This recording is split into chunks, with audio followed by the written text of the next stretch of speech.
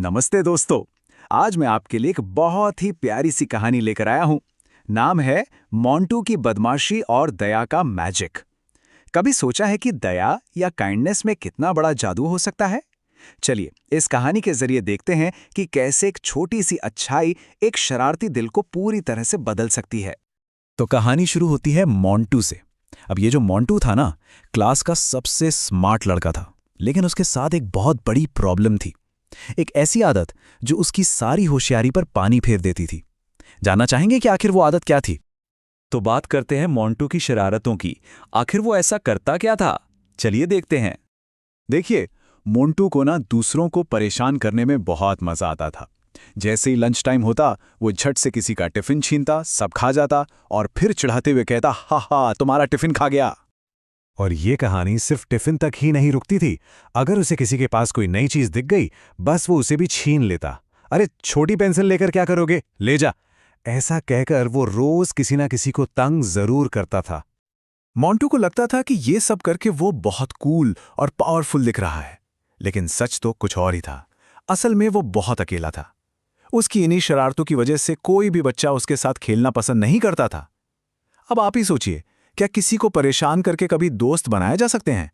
बिल्कुल नहीं। लेकिन फिर कहानी में आता है एक नया मोड़, एक नया दोस्त, एक ऐसा दोस्त जो मोंटू की पूरी दुनिया ही बदलने वाला था।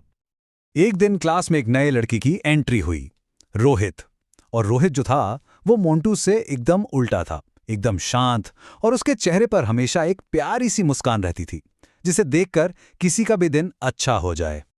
तो देखिए, एक तरफ था मोंटू जो अपनी शरारतों से सबको डराता था, लेकिन अंदर ही अंदर अकेला था। और दूसरी तरफ था रोहित जो अपनी मुस्कान और अच्छाई से सबका दिल जीत रहा था। अब जरा सोचिए, जब ये दोनों टकराएंगे तो क्या होगा? और हुआ भी वही जिसका सबको डर था। मोंटू ने रोहित को अपना नया टारगेट बना लिया। लंच टाइम में उसने चुपके से रोहित का टिफिन ही गायब कर दिया।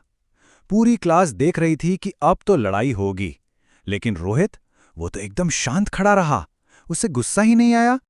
रोहित की इस शांति ने एक ऐसे जादू की शुरुआत की जिसके बारे में किसी ने सोचा भी नहीं था। यहीं से मोंटू का दिल बदलना शुरू हुआ। अगले दिन जो हुआ वो मोंटू ने सपने में भी नहीं सोचा था। रोहित सीधा मोंटू के पास गया और अपना टिफिन उसकी तरफ बढ़ाते हुए बोला, तुम मेरा टिफिन खा लो, कल तुम्हें पसंद आया था ना? मोंटू तो बस हैरान होकर उसे देखता ही रह गया। मोंटू को तो अपने कानों पर यकीन ही नहीं हुआ। उसकी आवाज में हैरानी साफ झलक रही थी। उसने पूछा, मैं तुम्हारा मजाक उड़ाता हूं, तुम्हें परेशान करता हूं, और तुम मुझे खाना दे रहे हो? रोहित ने बस प्यार से मुस्कुराया और एक बहुत सिंपल सी बात कही। उसने कहा, मेरी मम्मा कहती हैं, अगर कोई तुम्हारे साथ बुरा भी करे तो तुम उसके साथ अच्छा बनो, क्या पता वो बदल जाए। और रोहित के ये सीधे साधे शब्द तीर की तरह मोंटू के दिल में जा लगे। जिंदगी में पहली बार मोंटू को अपने किए पर शर्मिंदगी महसूस हुई। उसे अपनी सारी गलतियां एक एक करके याद आने लगी। ऐसा लगा जैसे रोहित की अच्छाई ने उसके दिल के अंधेरे में एक छोटा सा दिया जला दिया हो। तो क्या उस छोटे से दिए की रोशनी ने मोंटू को सच में बदल दिया? चलिए कहानी का असली संदेश देखते हैं। और हां, मोंटू सच में बदल गया। जो मोंटू पहले दूसरों का होमवर्क कॉपी करता था, अब वो खुद सबकी मदद करने लगा। जो मोंटू सबको तंग करता था, अब वो सबसे माफी मांग रहा था।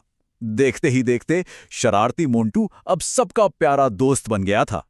एक दिन उसने हिम्मत जुटाई और पूरी क्लास के सामने खड़े होकर बोला, सॉरी दोस्तों, मैंने तुम सबको बहुत तंग किया है, पर अब मैं सुधर गया हूं। तो इस कहानी से हमें क्या सीखने को मिला? दो बहुत जरूरी बातें।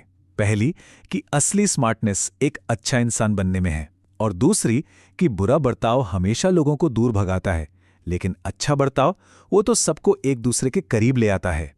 तो अब मैं आपसे एक सवाल पूछता हूं, क्या अच्छाई ही सबसे बड़ी स्मार्टनेस है? इस पर सोचिएगा जरूर। और हां, अगर ये कहानी आपके दिल को छू गई हो तो ऐसी ही और कहानियों के लिए हमारे साथ जुड़े रहिएगा। सब्सक्राइब करना मत भूलिएगा। मिलते हैं अगली बार, तब तक अच्छाई फैलाते रहिए।